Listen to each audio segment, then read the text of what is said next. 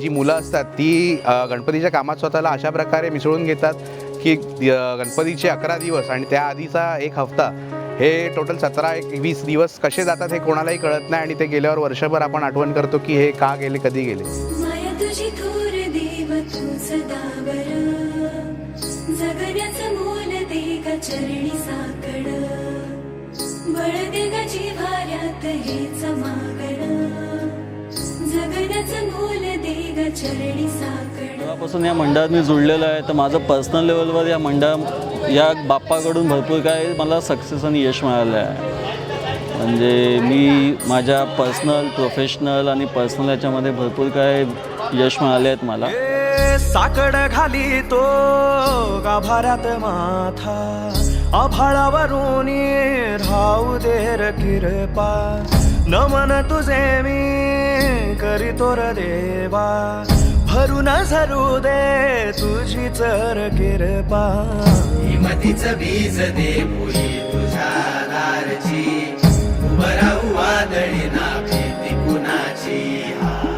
साथीला तू राहू मी वाट चालतो, खडतर वागडी असोबा दूरची. जेव्हा आरती होते रोज रात्री, त्या आरतीमध्ये तुम्ही जेव्हा येऊन उभे राहणार तर एक वेगळाच इकडे माहोल असतो आणि जे वाईब्स बोलतो ना आपण, ते वाईब्स एकदम वेगळे असतात.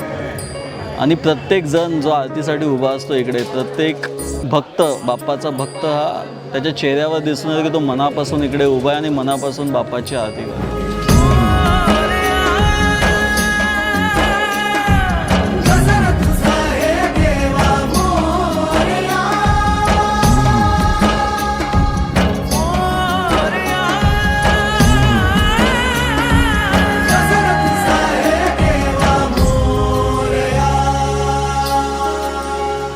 जी आपल्या मंडळाची एकजूट आहे ही सगळ्यात मोठी खासियत आहे. तुम्ही नेहमी नोटीस कराल तर आमच्या मंडळातले जे लेडीज आहेत आणि जे जेंट्स आहेत ते आपली आपली कामे एकदम बिनचूकपणे करतात. जसं तुम्ही नेहमी बघाल तर आपला गणपती जेव्हा मैदानात येतो तेव्हा त्यांचं काहीतरी एंट्रीसाठी एक विशेष तयारी असते.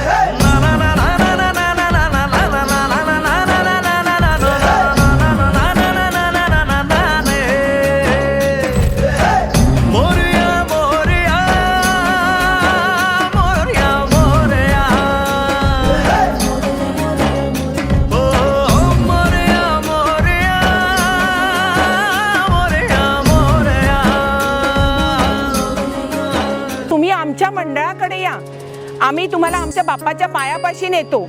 आम्ही तुम्हाला अजिबात हाडतोड करणार नाही.